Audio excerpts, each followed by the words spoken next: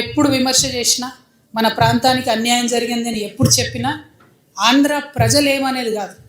ఎందుకంటే ప్రజలకు మధ్యలో ఎప్పుడు పంతాలు ఉండవు, పట్టింపులు ఉండవు, కొట్లాటలు ఉండవు. ఉల్టా ప్రజల మధ్యలో చుట్టరికాలు ఉంటాయి, అనుబంధాలు ఉంటాయి, రాకపోకలు ఉంటాయి, వ్యాపార వాణిజ్య సంబంధాలు ఉంటాయి. ఆనాడు ఉమ్మడి ఆంధ్రప్రదేశ్లో ఉన్నప్పుడు తెలంగాణ వాదులం మనం ఏ ఒక్క చిన్న విమర్శ చేసినా మన మీద గట్టిగా విరుచుకుపడ్డది ఎవరు అంటే ఆంధ్ర రాజకీయ నాయకులు. మరి ఇవాళ ఏం జరుగుతుంది? ఇవాళ ఇప్పుడున్నటువంటి ముఖ్యమంత్రి అదే ఆంధ్ర రాజకీయ నాయకుల ఏజెంటు మనకి ఇక్కడ ముఖ్యమంత్రిగా ఉన్నారు. దానివల్ల ఏం జరుగుతుంది? గత 10 ఏళ్లలో 12 ఏళ్లలో అంతకుముందు ఉన్న ప్రభుత్వం అధికారంలో ఉన్నప్పుడు ఏమైంది ఏం కాలేదని పక్కన పెడితే ఒక భయం ఉంటుండే. ఒక లైన్ దాటొద్దు, తెలంగాణ వాదాన్ని కించపరిచే విధంగా వ్యవహారం చేయొద్దు అనే ఒక భయం, ఒక కట్టుబాటు ఉండే. ఇప్పుడేం జరిగింది? ఎక్కడ పడితే అక్కడ అడ్డగోలుగా ఆంధ్రోళ్ళ విగ్రహాలు పెట్టుకుంటూ, ఎక్కడ పడితే అక్కడ ఎవరు పడితే వాళ్ళు ఇష్టం వచ్చినట్టు మాట్లాడరు. అయితే మాట్లాడడం వెనుక కూడా ఉట్టిగా ఆషామాషిగా జరుగుతలేదు. దాని వెనుక ఒక కుట్ర ఉంది, అది మనం గమనించాం. ఇవాళ తెలంగాణ రాష్ట్ర అవతరణ దినోత్సవం రోజు తెలంగాణ ఉద్యమ ఆకాంక్షల గురించి మాట్లాడాలి, తెలంగాణ అభివృద్ధి గురించి మాట్లాడాలి, అక్కేంద్ర ఆంధ్రోళ్ళ గురించి మాట్లాడుతుందని అందరికి అనుమానం రావచ్చు. కానీ తెలంగాణ ఉద్యమకారుల ఆకాంక్ష, తెలంగాణ ఉద్యమ ఆకాంక్ష మొట్టమొదటి వరుసలో ఏంటిది? మన అస్తిత్వాన్ని కాపాడుకోవడం, మన ప్రాంతాన్ని కాపాడుకోవడం, మన ఐడెంటిటీని కాపాడడం కోసం. ఇవాళ ఏం జరుగుతుంది? అక్కడ ఆంధ్రప్రదేశ్ రాష్ట్రం సపరేట్ అయ్యి మనలాగానే ఇవాళ 12 ఏళ్ళ నుండి 13వ సంవత్సరం వస్తుంది. ఈ 13 ఏళ్లలో అంత పెద్ద నాయకులు అన్ని పార్టీల అధికారంలోకి వచ్చినా అక్కడ కనీసం రాజధాని నగరంగా కట్టుకోలేకపోయినారు ఇప్పటి వరకు వాళ్ళు. అంతకుముందు ఆంధ్ర తెలంగాణ ఎందుకు కలిసినాయి? తెలంగాణ చక్కగా ఉన్న తెలంగాణ ఎందుకు ఆంధ్రలో వచ్చి కన్నేసి కలుపుకున్నారు? ఎందుకంటే ఇక్కడ రాజధాని బాగుంది కాబట్టి, కర్నూలులో మేము గుడారాలలో ఉంటున్నాం కాబట్టి మేము తెలంగాణలో కలవాలి, తెలంగాణతో కలుపుకోవాలని చెప్పి ఆనాడు మాట్లాడారు. ఇవాళ ఏం జరుగుతుంది? మరి 2 రాష్ట్రాలు అయిపోయినాక అక్కడ రాజధాని కట్టుకున్నారు వాళ్ళు? కట్టుకోలేకపోయారు. 2 పార్టీలు కూడా విఫలమైనవి. ఇప్పుడు ఉన్నటువంటి ఆంధ్రప్రదేశ్ ప్రభుత్వం ఏదైతే సంకీర్ణ ప్రభుత్వం ఉన్నదో, బీజేపీ, పవన్ కళ్యాణ్ గారు, టీడీపీ, వీళ్ళందరూ కేంద్రంలో వాళ్ళకు కొంత అధికారం ఉంది కాబట్టి ఏం చేసిండ్రు? పార్లమెంట్లో అమరావతియే మా రాజధాని అని బిల్లు పాస్ చేసుకున్నారు. ఎంత విచిత్రం అంటే, భారతదేశంలో కేంద్ర ప్రభుత్వం పెత్తనం ఉండొద్దు రాష్ట్రాల విషయంలో అని మనం మాట్లాడుకుంటాం. కానీ అక్కడ ఏం చేసిరు? వాళ్ళు అసెంబ్లీలో తీర్మానం చేసుకోవాలి రాజధాని ఎక్కడని. తీర్మానం చేసుకోకుండా పార్లమెంట్లో తీర్మానం చేశారు. చేయంగానే ఏమైంది? అపోజిట్ ఉన్నటువంటి జగన్మోహన్ రెడ్డి గారు, మీరు ఈ తీర్మానం చేసిరు కరెక్టే, కానీ ఇందులో మావిగన్ అంటే మచిలీపట్నానికి, వైజాగ్కి, గుంటూరుకి అన్యాయం జరుగుతుంది కాబట్టి ఆ ప్రాంతాలను కూడా కలుపుకొని అక్కడ ప్రభుత్వ భూమి ఎక్కడుంది, మీరు అక్కడ రాజధాని చేయండి అని ఆయన పొలిటికల్ బాంబ్ వేసిండు వీళ్ళ మీద. ఏంగానే ఏమన్నారే, మేము ఇంత పార్లమెంట్ దాకా పోయి చట్టం చేసుకొని వస్తే ఈ పొలిటికల్గా మనకు లాభం దొరకలేదేంది, దీన్ని కన్ఫ్యూజ్ చేయాలి, ఆగం చేయాలి, ఆంధ్ర ప్రజల అటెన్షన్ డైవర్ట్ చేయాలి అంటే ఏం చేయాలి? తెలంగాణలో మీద పడి ఏడవాలి. అప్పుడేమైతే ఆంధ్ర ప్రజలు మొత్తుకుంటారు, అరే వీళ్ళేంద్ర తెలంగాణ అది ఇదని. సో ఈ అటెన్షన్ డైవర్షన్లు ఏం చేసిండ్రు? ఒకటేమో ఇప్పుడు ఏదైతే capital area development agency authority అని పెట్టుకున్నారో ఆ ఏరియాలో ఈ జగన్ అన్న చెప్పిన మావిగాన్ని కూడా ఇంక్లూడ్ చేసిరు, ఆ ఏరియాని కూడా. సో పొలిటికల్గా అట్లా బెనిఫిట్ చేసుకుంది. తర్వాత మహానాడు పెట్టిరు. మహానాడులో ఏం మొదలు పెట్టిరు? తెలంగాణ పదం డిక్షనరీని లేదని మన తెలంగాణతోనే అనిపించింది. ఇవి మెడకాయ మీద తలకాయ ఉన్నాడు, ఎవడని డిక్షనరీ లేదంటాడు తెలంగాణ పదం. ఏడున్నది తెలంగాణ? రాజ్యాంగం చెప్పింది, భారత రాజ్యాంగం చెప్పి రాష్ట్రం ఇచ్చింది. ఎవడి డిక్షనరీలో, ఆంధ్ర డిక్షనరీలో ఉందా లేదా మాకు అవసరం లేదు. తెలంగాణ ప్రజలు రక్తం మరిగించి ఆత్మాహుతులు చేసుకొని కొట్లాడితే రాజ్యాంగబద్ధంగా పార్లమెంట్లో పాస్ అయ్యి ఇలా రాజ్యాంగం ఇచ్చింది రాష్ట్రం, రాజ్యాంగం ఇచ్చింది తెలంగాణ. మీ డిక్షనరీలో ఉంటే ఎంత, లేకుంటే ఎంత, మీరు ఏం డిక్షనరీ చదువుతున్నారో మాకేం తెలుసు, మాకు అవసరం కూడా లేదు దాంతో. అదొక మాట అన్నారు. అయిపోయిందా? అయిపోయినాక వెంటనే మంత్రి లోకేష్ గారు ఏమంటారు? మేము తెలంగాణలోకి విస్తరిస్తున్నాం అంటారు. అయ్యా లోకేష్ గారు, ముందు ఇప్పుడు వానాకాలం వస్తూ ఉన్నది. అయ్యా నేనేమంటున్నా అంటే, ఈ లోకేష్ గారు, పవన్ కళ్యాణ్ గారు వాళ్ళది ఒకటే ప్రభుత్వం కదా, ఆంధ్ర ప్రభుత్వాన్ని నేను విజ్ఞప్తి చేస్తున్నా, వానాకాలం వస్తుంది, మీ సెక్రటేరియట్లో, మీ అమరావతిలో, మీ ముఖ్యమంత్రి గారి కుర్చీ కింద నీళ్ళు రాకుండా చూసుకోండి. ఫస్ట్ ప్రతి వానాకాలం అక్కడ క్యాపిటల్ మునుగుడే, ప్రతి వానాకాలం అక్కడ క్యాపిటల్ మునుగుడే. అంటే ఎంత అవమానం ఇది ఆంధ్ర ప్రజలకు చెప్పండి. నాయకులేమో వాళ్ళు ఇప్పటికీ కూడా ఆంధ్ర మంత్రులు వచ్చి హైదరాబాద్లో ఆపరేషన్లు చేయించుకొని పోతారు. 12 ఏళ్ళు అయింది, ఆడ కట్టుకోరాదనే హాస్పిటల్. మీ ప్రజలకు ఎట్లా? మరి మీరంటే కార్లు ఉన్నాయి, రయ్యరువే వచ్చిపోతారు. ప్రజలకు ఎట్లా?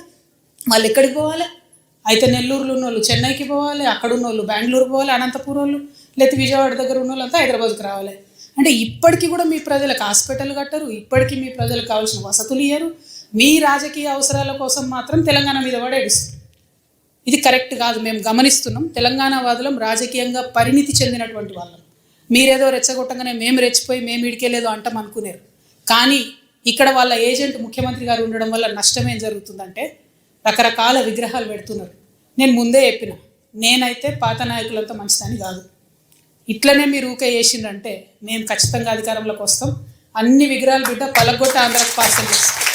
నేనైతే అంత ఓపిక మంత్రాలని కాదు, అంత విశాల హృదయం లేదు నాకు. ఎందుకు ఈ మాట చెప్తా ఉన్నా అంటే రావచ్చు పోవచ్చు, రొయ్యలు అమ్ముకోవచ్చు, రావచ్చు పోవచ్చు, షూటింగ్లు చేసుకోవచ్చు, రావచ్చు పోవచ్చు, సినిమాలు తీసుకోవచ్చు. వ్యాపారవేత్తలకైతే ఎర్ర చివాచి వేసి వెల్కమ్ చేస్తాం. ఎందుకంటే స్విట్జర్లాండ్ అని కాలు పట్టుకొని, యూకే అని కాలు పట్టుకొని, జపాన్ అని కాలు పట్టుకొని ఇడికి రాండయ్య భూములు ఇస్తాం అంటున్నాడు. ఆంధ్రాలో శ్రీ సిటీ అని కట్టిండు ఆయన, ఎవరో రెడ్డి శేఖర్ రెడ్డి ఎవరు, ఆయన కూడా వెల్కమ్ చెప్తాం మనం. ఎందుకంటే నా ఒక పేరు ఎందుకు చెప్తున్నా అంటే సక్సెస్ఫుల్ మోడల్. అక్కడ 30 దేశాల నుంచి వచ్చి కంపెనీలు పెట్టుకురు ఆయన సిటీలో. ఇక్కడికి వచ్చిండు అనుకోండి, మన దగ్గర 60 దేశాలలో వచ్చి కంపెనీ పెడతారు. మాకు ప్రాబ్లం వాళ్ళతోని కాదు, ప్రాబ్లం వల్ల మీళ్ళు వచ్చి మళ్ళా ఆంధ్ర రాజకీయ నాయకులు వచ్చి సెక్రటేరియట్లో గంట తిప్పుతామంటేనే మాకు ప్రాబ్లం. అది రానీయం. పవన్ కళ్యాణ్ గారు ఆయన మీద ప్రొఫెసర్ నాగేశ్వరరావు గారు ఒక మాట మాట్లాడారు. అట్లనే నిన్న మన పాశం యాదగిరి అన్న ఒక మాట మాట్లాడారు. మాట్లాడంగానే ఇక్కడ వాళ్ళ ఏజెంట్ ఉన్నాడు కాబట్టి ఆంధ్ర పోలీసు వాళ్ళు మా మేధావులు ఇంటికి వస్తారు. ఇట్లా చేస్తే మాత్రం ఊరుకోం, క్వశ్చనే లేదు. మాకు అన్ని రైట్స్ ఉన్నాయి. మేము అనుకున్నది మేము ఖచ్చితంగా చెప్తాం. రాజకీయంగా దమ్ముంటే దాన్ని ఎదుర్కోండి. మీ కాడ రాజధాని కట్టుకున్నాడు రాదు శాత కాదు, కానీ ఇడికొచ్చాట తెలంగాణ నవనిర్మాణం చేస్తాడు. మా పని మేము చేసుకుంటాం, మా నిర్మాణం మేము చేసుకుంటాం, మా కథలు మేము పడతాం. రాష్ట్రం విడిపోయింది, ప్రజలు విడిపోలే. మీరు ప్రజల మధ్యలో చిచ్చు పెట్టకండి. చిచ్చు పెడితే మాట్లాడేటోళ్ళు లేరు, ఊరుకుంటోళ్ళు లేరు అనుకుంటారేమో. ఇగో ఈ జెండా రాకముందు లెక్క వేరే, ఇప్పుడు లెక్క వేరే. టీఆర్ఎస్ 2.0 ఇక్కడ, టీఆర్ఎస్ 2.0 ఇక్కడ పెట్టుకుంటే మాత్రం మంచిగా ఉండదు. ఇదివరకు ఒకసారి పెట్టుకున్నారు, రాష్ట్రం వచ్చింది. ఈసారి మూతి పనులు రాలిపడతాయి. కాబట్టి మీరు మా ప్రజల్ని తక్కువ చేసి మాట్లాడడం, మా మేధావుల మీద చేయాలనుకోవడం, లేనిపోని సాంస్కృతిక పెత్తనం మా మీద రుద్దాలనుకోవడం, మీకు అక్కడ రాజధాని కట్టుకోవడం చేతగాక మీ పొలిటికల్ పంచాయతీలను తీసుకొచ్చి మా మీద రుద్దడం. ముందు మీ రాజధాని కట్టుకోండి. మా జిహెచ్ఎంసీ ఎన్నికలలో పోటీ చేసే విషయం మీరు మళ్ళీ ఆలోచిద్దాం. మా జిహెచ్ఎంసీలో ఇక్కడ సెటిల్ అయ్యి ఇక్కడ ఉన్నటువంటి ఆంధ్ర బిడ్డలు మా వాళ్ళు. గత 12 ఏళ్ళుగా వాళ్ళని మేము కడుపులో పెట్టుకొని కాపాడుకున్నాం. ఇంకా ఎన్ని ఏళ్ళైనా అట్లనే కాపాడుకుంటాం. తెలంగాణ వాళ్ళం ఎవరిని ఇబ్బంది పెట్టేటోళ్ళం కాదు. చుట్టపు చూపుగా వచ్చినా ఇంటికి వచ్చినా వాళ్ళని ఉన్నాం, వాళ్ళు మన దగ్గరే ఉన్నారు, మన దగ్గరే సెటిల్ అయిన వాళ్ళతో ఇబ్బంది లేదు. రాజకీయంగా పెత్తనం చేస్తాం, సెక్రటేరియట్లో ఏలు పెడతాం, మీ విధానాలలో ఏలు పెడతాం, మీ నీళ్లు దోసుకుంటామంటే మాత్రం ఊరుకునేది ఉండదు. ఖచ్చితంగా చెప్తా ఉన్నాం. ఇవాళ మా ఉద్యమ ఆకాంక్షలో పరిరక్షణలో భాగంగా మొట్టమొదటిది మా అస్తిత్వాన్ని పరిరక్షించుకోవడం. ఆ అస్తిత్వాన్ని పరిరక్షించుకోవడంలో మీరు ఆంధ్ర వాళ్ళైనా సరే, ఇక్కడ ఆంధ్ర ఏజెంట్గా ఉన్న తెలంగాణ ముఖ్యమంత్రి అయినా సరే, తెలంగాణ అస్తిత్వాన్ని క్వశ్చన్ చేసే విధంగా మాట్లాడితే మాత్రం ఊరుకునేదే ఉండదని చెప్పి ఈ సందర్భంగా తెలియజేస్తూ, మరి ఇక్కడ ఉండేటటువంటి మన ఉద్యమకారులకు నేను రిక్వెస్ట్ చేస్తూ ఉన్నా. ప్రభుత్వాన్ని మనం పదే కోరినాం. 2.5 సంవత్సరాలు అయింది. ఉద్యమకారుల ఆకాంక్షలు నెరవేర్చండి, ఉద్యమకారులకు మీరు ఇచ్చినటువంటి వాగ్దానాలు నెరవేర్చండి అని పదే అడిగినాం. అడిగితే ఏం చేసిండ్రు? ఇప్పుడు వరకు 2 సార్లు 3 సార్లు కమిటీ చేసిండ్రు. టైంపాస్ చేస్తున్నారు తప్పితే విషయం అయితే క్లారిటీ ఇస్తలేదు. రేపు కేవలం కోదండరామ్ సారు ఒకరిద్దరు బెనిఫిట్ అయితే సరిపోదు. ఎవరిని చూసి అయితే ఉద్యమకారులు కాంగ్రెస్ పార్టీ కోటేసిండ్రో ఆ నాయకులకు వాళ్ళందరికీ కూడా మేము హెచ్చరిక చేస్తూ ఉన్నాం. మీరు ముఖ్యమంత్రి గారిని కన్విన్స్ చేయండి. రేపు రాష్ట్ర అవతరణ దినోత్సవం నాడు జరిగేటటువంటి ఆ స్పీచ్లో ఖచ్చితంగా ఉద్యమకారులకు డిసైడెడ్గా ఇవ్వాలి. లేకుంటే ఇదివరకే అనుకున్నాం మేము భూముల ఆక్రమణ చేసుకుంటామని, ఇవాళ వాస్తవానికి ప్రభుత్వ భూమిని ఆక్రమించుకునే కార్యక్రమం ఉండే. కానీ తెలంగాణ వాదులందరికీ కూడా ఈ ఆంధ్రోలు చేస్తున్నటువంటి కన్ఫ్యూజన్ని సవివరంగా వివరించాల్సినటువంటి అవసరం ఉండే. కాబట్టి ఆ ప్రోగ్రామ్ని రౌండ్ టేబుల్కి మార్చుకోవడం జరిగింది. ఎందుకంటే మనం ఆగం కావద్దు. లోకేష్ బాబు నేను ఎక్స్పాండ్ చేస్తాను కానీ ఇదేం సామ్రాజ్యం కాదు, ఎక్స్పాన్షన్ కుదరదు. దాన్ని వెనుకున్న విషయాన్ని అర్థం చేసుకోవాలి. వాళ్ళు అక్కడ లోకల్ పంచాయతీ ఉండి తెలంగాణకు వస్తాం ఇక్కడికి వస్తాం అంటారు. ఇదివరకు ఇక్కడికి ఆంధ్ర పార్టీలు వస్తే వాటికి ఇక్కడ ఎగ్జిస్టెన్స్ లేదనే పంపించారు కదా ప్రజలు. ఇది ప్రజాస్వామ్యం, ఎవరైనా రావచ్చు, పోటీ చేయొచ్చు. కానీ ప్రజలు ఓట్లేరన్న విషయం తెలిసింది కాబట్టే ఇక్కడ దుకాణాలు బంద్ పెట్టుకొని అక్కడ పోయిండ్రు. ఇవాళ రాజకీయాల కోసం మాట్లాడుతున్నారు.